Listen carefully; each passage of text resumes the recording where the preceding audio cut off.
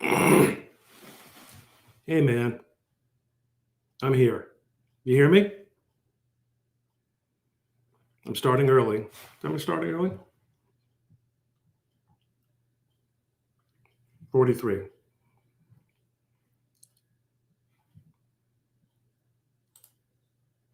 You heard me. Adam, thank you. You see, you knew that I would want your reassurance. Yes. I want to thank Soloso and Adam for coming on as premium members and starting early with me. And you get, of course, the pre-show, benefits. Get to meet all, the talent, and it's obviously very exciting for you guys. And I think you'll find that it's well worth the cost. Okay, now we're cooking, right? Okay. So I will say that it is a minute to actual showtime. And once we start, I'll actually probably should look up what I said was going to be the agenda, right? Appreciate your patience.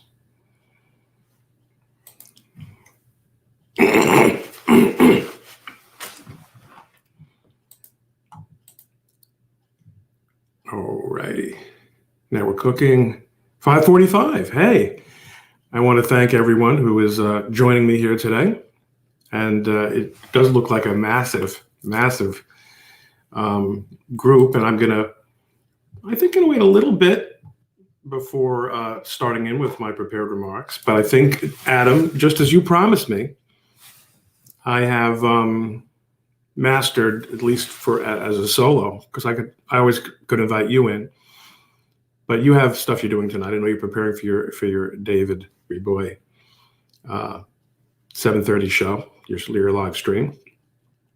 We are up to a grand total of 8 viewers, and I think and value every one of you.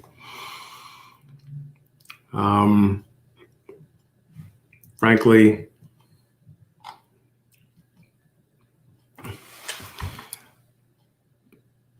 this is disappointing. I think Sunday night might have been a better 12. Okay, good. A 50% increase. Have to account for clocks and watches not necessarily being. See, Adam put a reminder on, so I'm going to wait till now that we're up to double digits. Yeah, it's much more exciting. But I don't think we want to start just yet. I did learn this from Adam, to be patient for people to stumble in. People need to find parking. Before we start, though, actually, Soloso, thank you. Yes, I appreciate your support on this. There's Adam again. We're up to 12. Okay, so listen, we'll take it from here, because as I said, this is more or less an experiment. We've got 17 now, which I think is going to rapidly increase.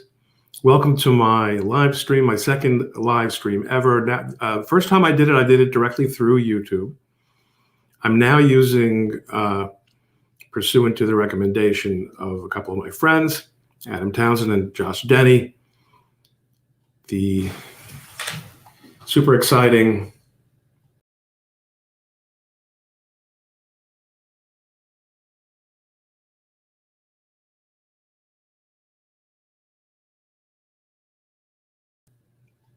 surprise. Yes, the super exciting streamer. That wasn't you. It wasn't me. It was just a thing that was happening. Garland. I'm not quite sure the question is there. Garland, fantastic hearing from you. Thank you. I already lost someone? Okay, you can't be this sensitive. Right, let's start out with our with my promised topics. Okay. And I think it's actually a pretty good idea to talk about this to the selective group that has joined me at this point. Why am I pushing video so much? I've been on Twitter for many years now. I think it's 11 plus years. And I resisted many times the suggestions that I do video. And these were suggestions. I remember Mike Cernovich really pushing me to do video. He thought it would be good for me, and he was right. But I wasn't ready. At the time, wasn't right for a lot of reasons. I think technologically also, I'm in much better shape now. Thank you again, Garland. Yes, well, go figure. Okay, here we are. Don't worry, I'm not going to answer every single comment, but I'm just, because we're warming up, and this is a beta, I'm going to be a little bit more generous. So I didn't do video for a very long time. Started having some fun with it toward the end of last year when I started going out on election-related stuff, and I saw that it was potentially a very effective way to communicate. And also, I started doing a little bit more TV as I got involved in more interesting, some sort of newsworthy cases, and got involved with Harmeet. You all know my partner, Harmeet Dillon. And I realized that the camera loves me. I'm great on TV. I'm great on video. Well, that it could be a good way for me to help do whatever it is that we're doing here on social media, which is trying to establish name recognition, brand building, clientele, all the things, right? But it really became acute to me that there was a great value in my doing this. This, again, for those who came in late, is moving toward video, not away from Twitter, but supplementing Twitter, is that Twitter is, we have a word in Yiddish, and it's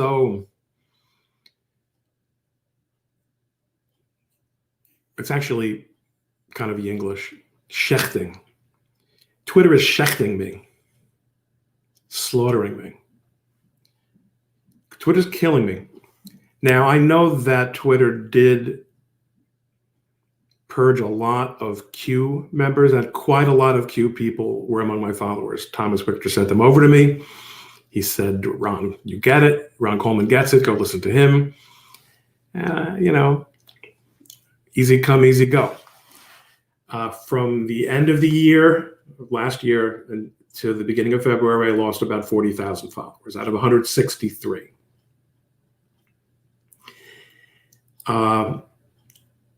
Then it stabilized between 127, 128, 128, 130. But what's happening is I'm continuing to add followers because I'm really good at Twitter also.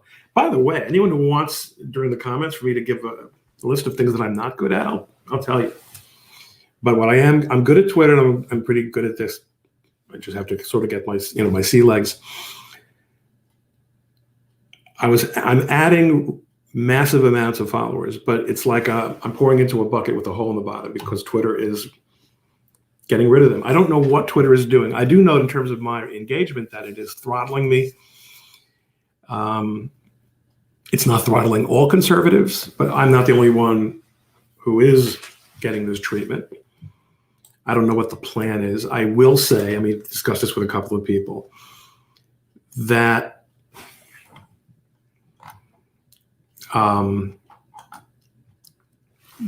will say that the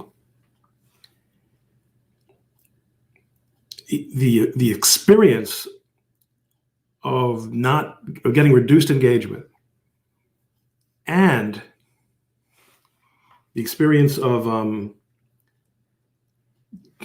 not building your following takes away from a lot of the fun of Twitter. I was on Twitter for many years and I had 3,000 followers and I just couldn't get engagement and I couldn't get more followers until I actually met up with Mike Cernovich. That's a story maybe for another time or maybe for later tonight if people are interested in hearing it.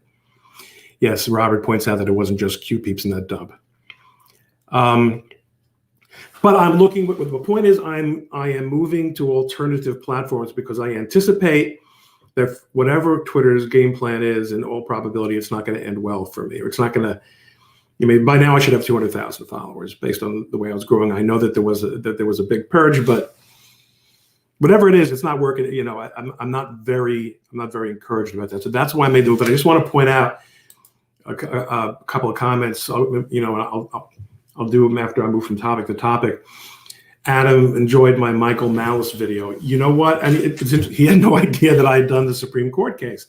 That's kind of interesting to me. Just tells you how bad of a job my old law firm at the time did of telling people about my representation of the slants. That Michael Malice video, first of all, I want to make it clear. Michael has a paywall. I asked his permission to upload that video onto YouTube, and he graciously provided it to me. And it was the smartest thing he ever did. That video has well over 7,000 views, and it's not the majority of my watch minutes, but it might even be a majority of my watch. It's a gigantic percentage of my watch minutes.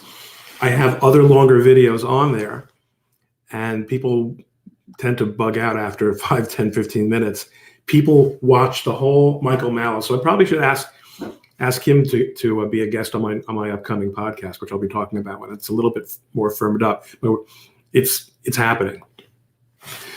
I can't not answer this question, even though it's irrelevant to the topic that I just discussed, because we do a lot of employment law. Okay, we do a lot of employment law. So Ashu, you can DM me through Twitter or send me an email. Easy to find. Going like this. This may constitute attorney advertising, by the way. Oops, not .com. Okay, so thanks for asking, Ashu. Yes, we do it, and it's a very important part of our practice. Katie has an important question. Do you feel every social media will ultimately do the same thing as Twitter is currently doing? Oh, that's my friend Katie. Good to see you, Katie. I don't know. First of all, I don't know if Twitter knows what it's doing. And I think in this respect, Adam, who has got kind of a little bit of inside knowledge and is very knowledgeable in general about what's going on in social media, and in Twitter in particular, might agree with me that it's not necessarily the case that Twitter knows what it's doing, or that there is really a centralized brain. Look, we like to tag Jack Dorsey when we are complaining about Twitter. Hi, Katie. But the fact is, I think everyone agrees that Jack isn't really making the decisions, including many of the decisions that are the most frustrating and nerve-wracking and unfair. Nonetheless, the buck stops with him, and he is the face of the company, and that's how it's going to be. So I don't know if Twitter knows what it's doing, and I myself am not sure what it's doing. We also know that YouTube has been terrible, and that Facebook has been terrible in different ways. What they do is a sort of stealing from people. Whether or not it's actionable, I think it actually is under consumer law, and I've written about this, and I think that they are engaged in fraudulent practices, especially now with what Twitter is doing, manipulating. And YouTube has been doing this also, manipulating like numbers. People are paying for advertising based on likes on YouTube. What are they doing? Inducing people to come onto the platform and contribute content, and all that entails. When you contribute content, you're bringing other users on. You're increasing engagement and the amount of time that people spend on the site. They're getting benefit.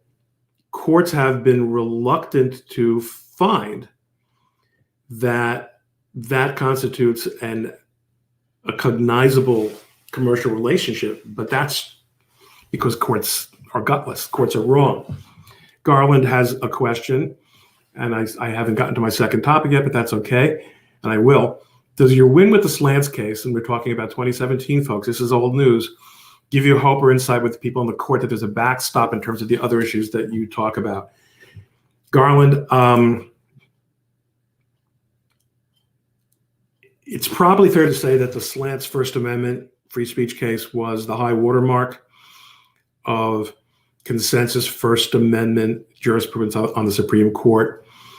I'm not sure that we're going to see a unanimous opinion on free speech again.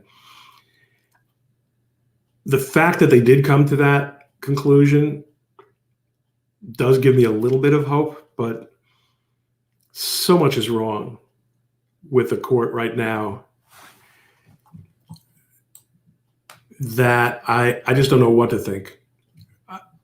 It's been a very significant 4 years in terms of the public discourse and the acceptance and attitude among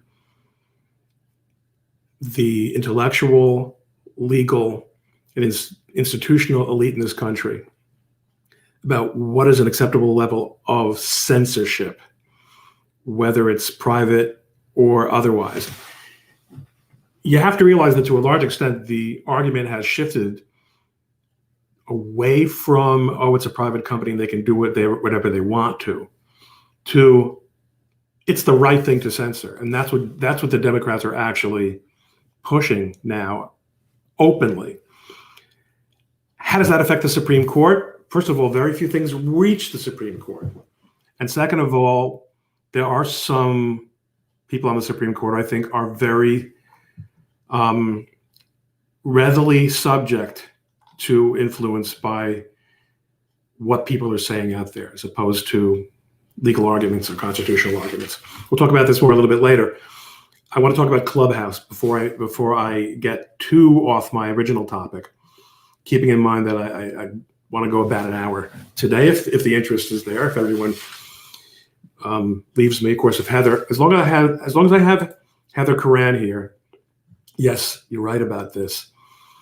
That's another way, and that reminds me of Heather of a point that I made today. Not about Twitter's talking about monetization, right? You heard some talk a week or two ago about super users, that people would be able to pay to be followers, or super followers rather. Whatever it was, it occurred to me, how can you do that in an environment where, as is the case now, you're doing reply deboosting, which Twitter is doing. It's doing to me very, very aggressively. And you're disconnecting people from their followers unilaterally. And then say, on the other hand, even right now, they'll say, do you want to promote this tweet? They're asking me if I want to pay them money to promote a tweet that they are demoting. That is really a business model problem. And it's sort of the Twitter version of what Heather is raising with the monetization issues on YouTube. That's going to be a problem. So let's talk about one sort of alternative that people have been suggesting as the new mode, Clubhouse, the unfettered speech in Clubhouse. Now, I assume everyone here has at least a passing familiarity with Clubhouse.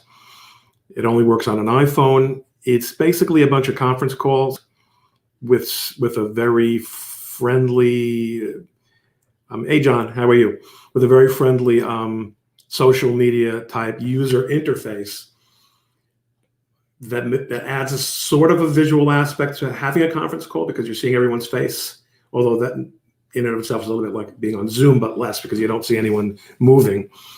You walk into a room, they're having a discussion. You have to be there in real time. There's no way to DM or message people who are in the room during the discussion.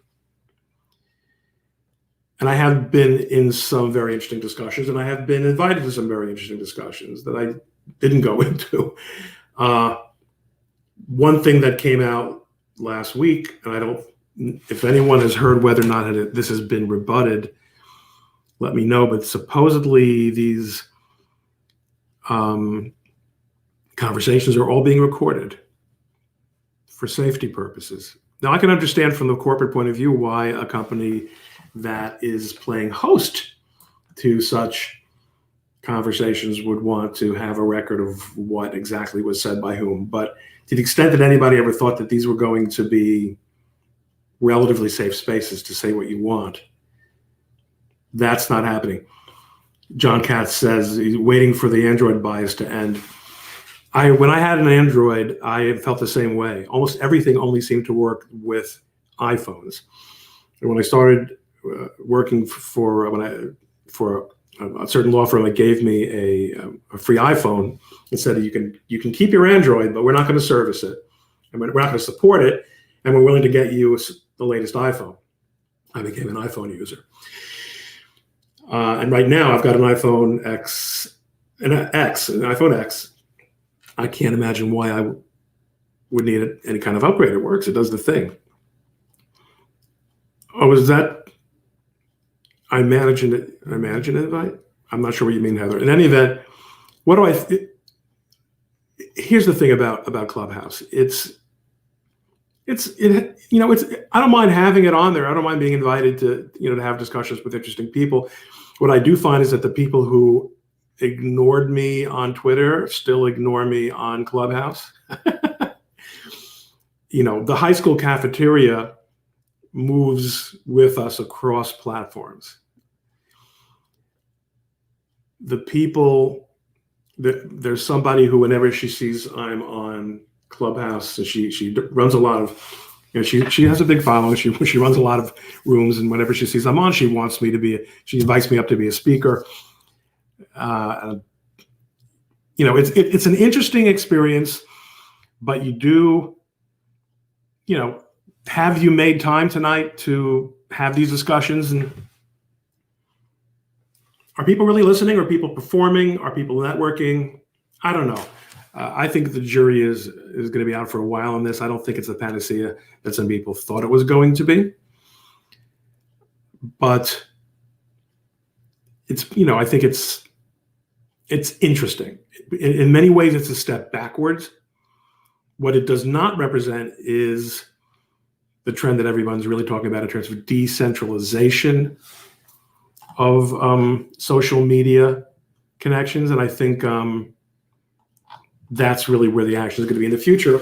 People keep asking me, why are you still on Twitter? You complain about Twitter so much. They do all this unjust stuff to you. They're prejudicing your ability to grow your followers, and we know how bad they are. I mean, the answer to that is, yes, Craig points out that Twitter is doing Twitter Spaces. Why not? If they have the capacity, if they have the server capacity and the technology, it makes sense for them to offer a service to try to undercut a potential competitor. You've got to be inclined to trust the security on Twitter. See, here's the thing. Right now, very few people, I'm not aware of anyone who has been banned from Clubhouse. There's one person in particular who I'm just waiting for the shoe to drop, because he's been banned from every social and economic facility in America for no good reason, really. But he's on Clubhouse all the time, because I think he's a brilliant person and he wants to talk to people all the time. And they're going to, that's going to be the test case. So Clubhouse, maybe not. I don't really know, by the way. People have asked me for invitations, and I have tried to get them to people, but then it seems the only way I can send, I might be missing something. It seems the only way to send an invitation is if they're in your contact list. But there are people I've even added to my contact list so that Clubhouse would scan it. If there's maybe someone will contact me and tell me the better way to do it. Katie, again, I'll do it this fancy schmancy way. Many people in Clubhouse think their opinions are much more important than they are. Yeah, well, Katie, that's a good point. And I actually there was a guy, like a very young guy. I was in this very ritzy discussion a couple nights ago with Roger Stone and ALX. I don't really know Alex all that well. And Ashley St. Clair with Roger Stone. And Roger was there for maybe 15 or 20 minutes. And then the discussion, the room went on for hours. And it kept coming in and coming out. And there was a young guy in the room whose name I didn't know. And that's not a sin. Not everyone knows my name. But he seemed to be a relatively young guy, and he was really monopolizing the floor. I think that's one problem. Moderators have to moderate a little bit more. Part of the issue is you can't DM someone or message them privately and say, Catherine, okay, I see your handy. That's a Yiddish English way of saying your little hand. So I'll catch up with you in a second. So I think that that's you can't graciously tell someone, I think maybe you should step back a little bit. And then the other problem is in that room, there just were too many people on the podium. And when someone's done, and one guy even came up just to pitch his own channel. It was clear, he was just wanted to pitch his own channel. If you're going to be pigs, people are going to be pigs, and pigs are going to be pigs regardless of the platform, right? So I think it's worth checking out if you can. Okay, yeah, Catherine, what's your question? Oh, you're just saying hi. Was that what the hand was? The Brett Wines. Okay, so this is an interesting comment. Okay, Catherine, I get it. The Brett Weinstein thing that got passed around Twitter is what I expect Clubhouse to become. Yeah, I think he's referring to, or she's referring to, gotcha. The Brett Weinstein being bullied out of a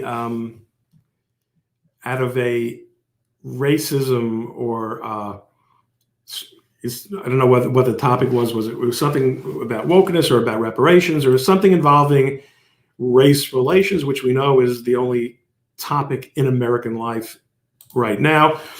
He was trying to just express a different point of view, and he was trying to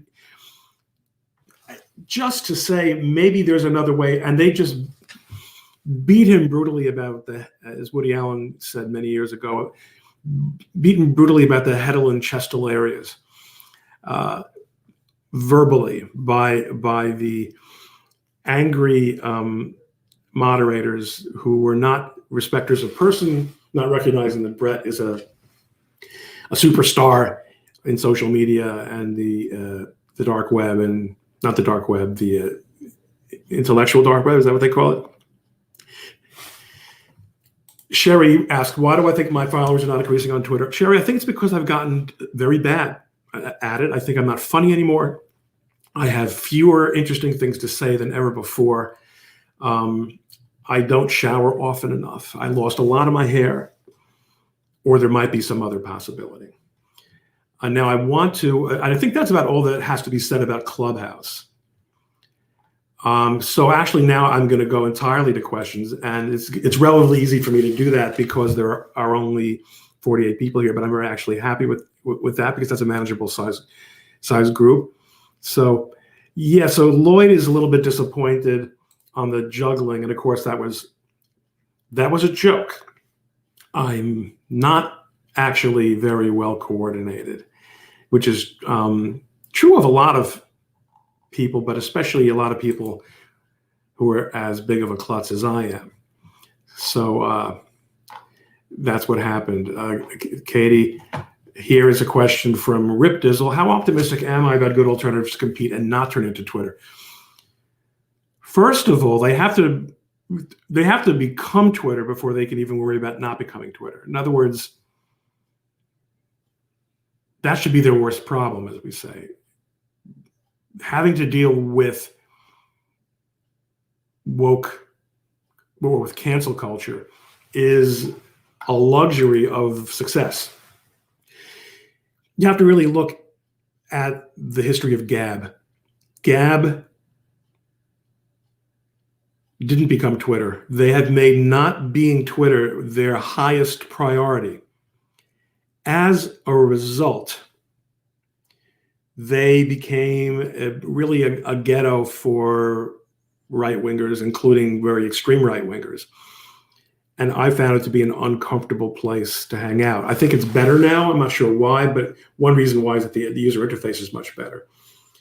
than it was years ago when I represented them. That's one issue. You look at Parler. Parler found out very quickly that as long as you are a hostage to any kind of major corporate player for any part of your backbone or your infrastructure, server capacity, they're going to impose their moral judgment, which is essentially the moral judgment of their vendors, their recruiting department, their marketing department, their advertisers, their other customers. To the extent that you get involved with other people and you're dependent on other people to run your business, which is true of almost everybody in almost every field of endeavor, you're going to be at risk of, as you put it, becoming Twitter. Parler came back, but I understood that there was a lot of people were gone or something. I don't know. I never really liked it. I'm still technically have an account there, but it's hard to cross post also. And I'm still on Twitter, and I'll come back to that, why I'm still on Twitter. After I'll talk about Cloud Hub. I'm a Cloud Hub official influencer, one of the earlier ones. Cloud Hub, I think, does have potential. There are really, really good people involved with it. They have some of the same issues. Right now, I think the main issue is dealing with technological capacity for the massive ramp up in membership user base that happened after the Parler crack up. So that's Cloud Hub. There are a lot of other alternatives, but there is.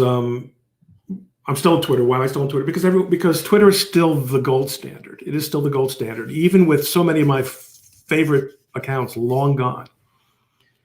And by the way, part of the reason, I do think it's fair to say that part of the reason, Sherry, that I'm having less engagement and less follower growth is that some of the bigger accounts that followed me religiously and amplified my signal are gone. That I don't deny that. But the fact that you can't see any replies in my threads, come on, I've said this more than once, and with all due apologies to the ladies, and I think that many of you will agree with me. It's like a sort of feminine, passive aggressive way to deal, to sort of get at us, to get at people that they know that they can't really justify banning, but they can make it miserable for us by preventing us from growing, preventing us from having more influence. It's stupid, but nonetheless, there are really, really important people who are still on Twitter who are not, they might be on other platforms also. Jack Posobiec has made, or Posobiec, as he says, has made it a really big priority, I think, to have a big presence on Clubhouse. But I mean, Jack is on fire. I mean, they tried to knock Jack out on specious racism or anti-Semitism grounds last year around the summer or the early fall. It didn't take. It shouldn't have it. He's none of those things. He's a great guy. He's brilliant, and he's becoming a really happening guy. So Jack is dominant on Twitter, and if you want to interact with Jack as I do, you got to be on Twitter. Cernovich is on Twitter, and I do. Do I miss Tracy Beans? You bet. Do I miss Brian Cates in his day for all his kookiness? He had a gigantic account. I miss Brian. I'm not really that interested in following everyone onto their alternative platforms. So I'm still on Twitter. And by the way, Twitter is still great. It's if you didn't know how good it could be and had been, you would appreciate just how awesome it actually is. It's awesome. Yes, Catherine, you're right, Jack. Sherry agrees, and Catherine agrees that Jack is a fantastic guy. There's Jared. Bad vibe on Parler. Yeah, I think you're echoing Jared what a lot of other people said, that just Parler was kind of a meh. James makes a very good point. Maybe Clubhouse will. It's hard to imagine that they wouldn't. There's almost Nothing more basic, right? I mean, remember, how many of you remember when Twitter was something that you did through SMS messaging, right? Well, before there was graphic capability, so you'd think that would be something that they would be able to do. I agree with you. Ms. 2A, packing heat. Many have not returned. I think that's true. And I think also there's a little bit of suspicion about some of the people that were involved. John Katz, they never master production quality first. He's responding to something else. John, who are you referring to? Help me out here. I'll let John clarify. I'm going to speak to the Flexer. Everything All Tech has done has been marketing. No UI improvements and quality of life updates. Clubhouse, Cloud Hub, to be fair, and I'm biased, but they've made massive, massive improvements. And I think Gab has made improvements also, but maybe I also might not know what you mean by All Tech though, Malcolm. So I'll Lillian has a question. Do I think the Postal Service can be modernized to develop a digital platform? It's the original mission. That's a really nice thought, Lillian, but I wouldn't want the government any more involved than they already are, and they're a lot more involved than they really should be.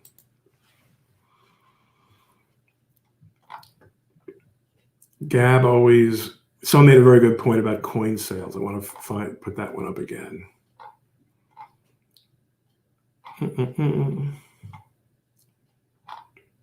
Yeah. Skin Lab 420. Gab has become a marketplace for coin sales. That's a fascinating thing. There are certain kinds of businesses that are just going to always find themselves. I'm pretty sure they have a spam policy, but maybe they just can't keep up with it. What else do we got here? I'm going to go down. I'm going to scroll. Oh, here you go. So Malcolm is clarifying to me that he means all these Gab, Parler, Bumble, BitChute, anything other than Twitter, Facebook architecture. Yeah, and you're right. I mean, they're not nearly as good. I mean, Twitter has been working on this and investing on this, and this is the first starter advantage that you get. You keep building it better, faster, cheaper. Cheaper is a little bit of a confusing concept here. And yes, Glenn, that's why Twitter is so damn good, as bad as it is. And I've got a couple of friends who, were really everyday engagement partners of mine on Twitter who left in a huff. And I think they made a big mistake. Maybe they're having as much fun as they did before. I mean, some of them just engage with each other all day long, and that's if that's the case, then they have each other where they are. But I miss them. Hi, Deborah. Katie, I think on Clubhouse the idea was nothing was being written down that could be used, right? But now that we know the recording, I bet DMs will be added. Basically, then, Katie, what we have is that Clubhouse is Zoom, right? Zoom, where there are a bunch of I moved my screen down so you can see not just my bald head when I put messages up. Baby duck syndrome. That's right. No, it is what it is. James Wood is a good account. He's very popular. I mean, he was suspended for a while. What happens with big celebrity accounts is that I'm not like there are exceptions to this, but I'll find at a certain point that if someone's not going to engage with me, that this is just from my point of view. I'm entitled to decide for myself. Like, it's not like I'm not as if anyone owes me engagement by virtue of the size of my account or anything else. But when you have already 160,000 followers was nice, but still 120,000 followers is nice. If you have 120,000 followers, you don't really want to be ignored. So if people aren't going to engage with you, and I've got lots and lots of other people who will engage with me, even if they're much smaller accounts. And one of the things Ali, I want to say Ali Akbar, my old friend Ali, said to me, a while ago, said, Ron Coleman engages horizontally, vertically, diagonally. I'm always looking to make friends and to have, good interaction with people and to help boost, good new accounts. Catherine, Alexander, right? Ali Alexander. Do I think anything will improve with election integrity? I know this much: it can't get worse. Back to Jake, my friend. One of the reasons Posto is so great. Yes, he will engage on accounts of all different sizes. He has, that takes fun and confidence. On the other hand, a lot of people complain to me about accounts like his and Mike Cernovich's. Oh, he blocked me. A lot of these guys don't have patience for being pecked at. They're too big. If you're just one more problem for them, they just don't want to deal with it. And, I have sometimes gotten people unblocked by, special request. What else do we got here? Rip Dizzle, thank you. Your judgment is excellent, and I should be almost everyone's favorite followers on Twitter. What else do we have here? So more comments. Sherry. Well, thank you. Yes. If you're not retweeting, you're not using Twitter as any sort of networking tool. I mean, there's no question that you're adding great value to your feed by curating. I mean, I only see somebody gave me a hard time recently. Why don't you follow more people? I think much above 1,000, you are not meaningfully reading. In other words, your following means nothing. If you're someone who's following, for whom following doesn't mean that much anyway, then that's fine. If you're just tweeting your own stuff or tweeting your stuff and that of 2 or 3 favorites. But if, like me, you're saying, I want to, every time I open up Twitter, learn something, find out something new or see something from a different point of view, then you choose the people that you follow very carefully and you share the best of what they're teaching you with the people who follow you. So this way you're leveraging your own ability to create content and also to riff off content. Heather, first of all, I don't even know what your account is on Twitter. So you're doing a great job of deleting your tweets. I have had this, but I'd like to know. I have had this debate with myself. No one else talks to me. I remember, I think it was Mark Randazzo who said I use a program that deletes my tweets after certain, 30 days, 60 days. To me, I've been on Twitter for 10 years, 11 years. That's a hell of a body of work. I've spent a lot of time now. There were periods when I didn't spend hardly any time at all. I'm just looking at my profile. So I've been on Twitter since January 2009. So now it's 12 years. Did they have the number of tweets that you ever did on there? Gazillion tweets. I guess it's on the mobile app. 250,000 tweets or something. First of all, I refer to them. Often I've done extended treatments of certain topics. I don't want to lose the ability to fold them back into what I'm saying now, or to demonstrate how brilliant I was in predicting something. And those of you who follow me know, often I will admit that I blew it, and that's kind of the fun part. So someone just asked me, what is my tweet count, which I think I can only get. Okay, I give up. What? Sometimes I see it when I don't want to see it. Do I have to look in settings for that? No, it doesn't make any sense. Where do I find my tweet count?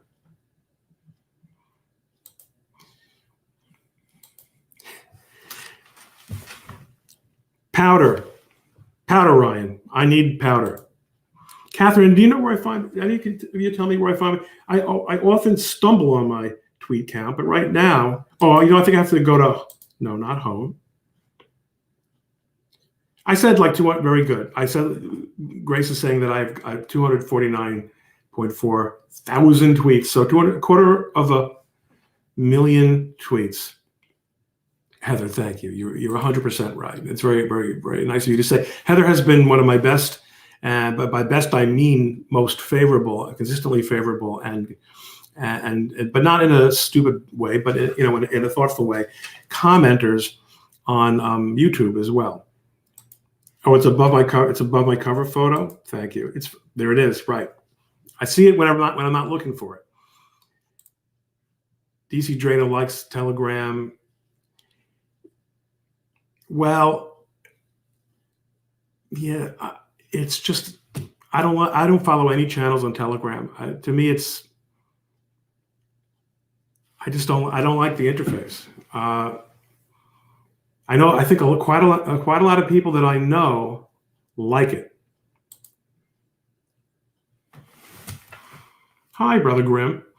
I've only ever done one live chat. I've been tweeting about the live stream. I've been tweeting about it all day, and it is the pinned tweet on my profile. So the answer is yes, but this is only the second time I've ever done it.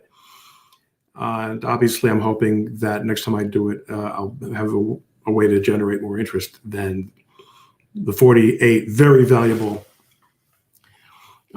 people who have joined us today. Flex again, Jack and Will. Yes, those guys are fantastic. Yeah, you got to pay it up. You got to pay it forward, as they say. You got to pay it forward. Jack has always been a gent, and Will and I have been friendly for a long time. And as I said, Cernovich really made me. Twitter curfew. My problem isn't the curfew so much. I used to have trouble stopping at 11. Now I'm stopping at 10. The problem is not tweeting as much. I'm tweeting too much during the day, and I should focus more on my work. But the work has to get done. I get it, Malcolm. The work has to get done, and it does get done. But tweeting is fun, and have I mentioned to you that I'm really good at it? I'm really, really good at it. So when you're good at something, you enjoy doing it, and I keep doing it. What else do we got here? I keep Rip Dizzle. I only follow 40 with the top 5-10 routine people. Yeah, it makes a lot of sense. What else do we got here? And we are in the closing 10 minutes here. So if there are more questions, Jared. Part of the point of social media is cultural influence. Twitter will still connect you to more of culture than these other platforms. But yeah, you're 100% right, Jared, as you so often are. I will tell you something extraordinary. In fact, maybe I'll even find a way to share it with you. No, I can't, because the fellow who sent it to me, I think, doesn't want it shared. But I can tell you the thrust of it, because it's gonna blow your mind. Because here I am, a guy with 120,000 followers, and he says to me, in a DM that he worked in LA, and he was talking to somebody in his industry who happened to be Jewish, a non-religious Jew, and that secular non-religious Jew who happens to be political liberal, and said, somehow it came up, I can't stand that Orthodox Jewish guy who's a Trump supporter. And this friend of mine said to him, you mean Ron Coleman? Oh, you know what I'm talking about? Yeah, we follow each other on Twitter. He's a great guy. It's true that I'm a great guy, but that's not the point. The point is, how can a guy in LA know who I am? He doesn't follow me, I'm sure. He's a liberal. He doesn't like my stuff. Twitter made it possible for me to be a known person. Now, being a known person does not pay the mortgage, but being a known person does mean that when someone is looking for a lawyer, they've either heard of you or heard of your work, or when the referral is made. And this Adam goes back to the Supreme Court case. Why do you keep harping on a case from 4 years ago? You didn't ask this, but I'm saying what a person might well wonder, because What happens is when someone knows that you succeeded in the Supreme Court, that gives you a certain amount of credibility, and name recognition also gives you credibility. And I'm trying to feed my family. I'm not saying that I don't enjoy being well known, but security is is job one. The wisdom themed tweets. Well, that's very nice of you. I try. Someone actually also made a comment about my car tweets, and I'm glad. I think the best thing I did was to stop doing them after I was doing them for a while, and maybe I'll start doing them again, maybe when the weather gets warmer. But I've been basically just saving them and putting them together into meaningful clumps and having fun with that. It was a good experiment. It was actually kind of my breakthrough experiment in doing video. What was amazing, I mean, it just tells you something, and Adam and I were talking about this. Adam and I hang out a lot. These 2-minute videos on Twitter were getting 30, 40, 50 or more 30, 40, 50,000 views every single day. But when I put them on YouTube and you had to tweet through to see them, not even 1,000. So there is there are a lot of reasons for that friction. Some of it is clearly engineered, but some of it is also quite understandable, because all you have to do is scroll through my feed, and you're going to see my videos right there. You have it set on autoplay, so that's a view right there. In any event, yes, I think, Jared, you hit the nail on the head. Lloyd, just saying that he appreciates my time, thoughts, and wisdom. Lloyd, you're doing me the favor by coming in. Unlike the people who left, I hate them. It would have been better if they had never come. And what was this? Well, no, because the difference is that John, that if the guy would have meant Ben Shapiro, he wouldn't have said that the Orthodox Jew is a Trump supporter. He would have said Ben Shapiro, and that's the difference.